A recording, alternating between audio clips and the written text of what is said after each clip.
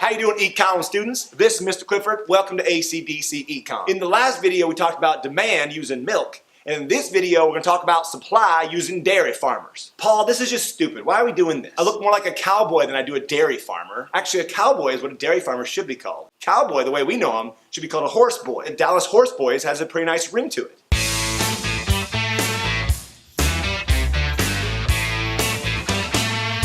Now, if there's one thing I know about, it's dairy farming.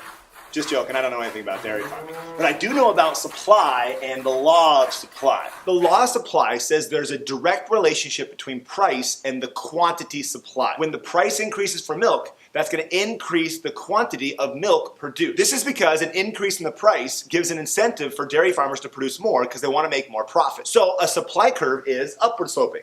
When the price increases, the quantity supplied increases. And again, when there's a change in price, that moves along the supply curve. But the supply curve can also shift. Just like demand, an increase in supply is always to the right, and a decrease is always to the left. Using milk as our example, let's talk about the 5 shifters of supply. Man, I just filmed this after drinking all that milk. Oh my gosh, it was horrible.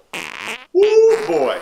The first one is the change in the price of inputs or resources. So if there was a huge increase in the price of dairy cows, that would cause the supply of milk to decrease. Since you need cows to produce milk, an increase in the price of that key resource means we'd be producing less milk. The second shifter is number of producers. So if out of nowhere there's an increase in the number of dairy farmers, that would increase the supply of milk. The third shifter is a change in technology that would affect productivity. So new advanced milking machines would cause the supply for milk to increase and shift to the right. Another shifter is government involvement, such as taxes or subsidies. A subsidy is when the government wants firms to produce more, so they give them money to produce more output. This would cause the supply curve to shift to the right. A tax is just the opposite. This would take away producers' money, and since they don't have money to produce stuff, the supply would shift to the left and decrease. And the fifth and last shifter is future expectations.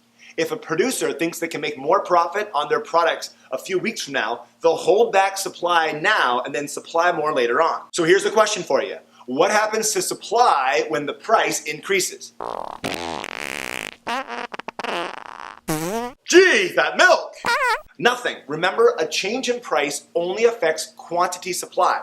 The supply is not going to change. Remember, a change in price moves along the supply curve, and a change in something else, one of the 5 shifters, will cause the actual supply curve to change. Well, that, Mr. Clifford, really helps me understand these economic concepts. All right, now we finally have enough information to put supply and demand together. Over here we have the demand schedule and demand curve from the market we talked about in the previous video, the market for milk. Remember, demand goes to the dirt. Right here we have the supply curve for milk that we talked about in this video. And of course, supply goes up to the sky. Now they come together and they set the market equilibrium price and quantity, sometimes called the market clearing price and quantity. $3 is the one spot where the quantity demanded exactly equals the quantity supplied. Again, that's called equilibrium. But what if we're at disequilibrium?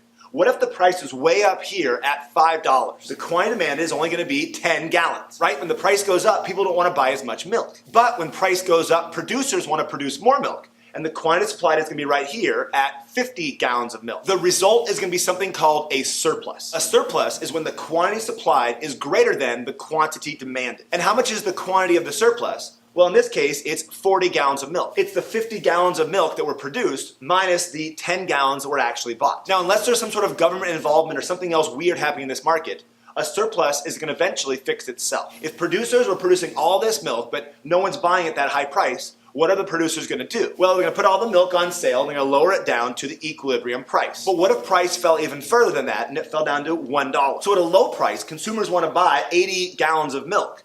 But producers don't want to produce very much, right? They're only going to produce 10 gallons of milk. And this creates a shortage. A shortage is when the quantity demanded is greater than the quantity supplied. And how much is the shortage in this situation? Well, it's 70 gallons. The quantity demanded of 80 minus the 10 quantity supplied. And again, unless something weird is happening in this market, the shortage is going to fix itself. Now, up to this point, we've only talked about how a change in price will move along the demand or along the supply curve. The next video is going to talk about the entire demand curve or supply curve shifting, which will change the price and the quantity. Make sure to check out that video and other videos explaining the supply and demand curve, all right? Till next time. The milk! Oh, the milk!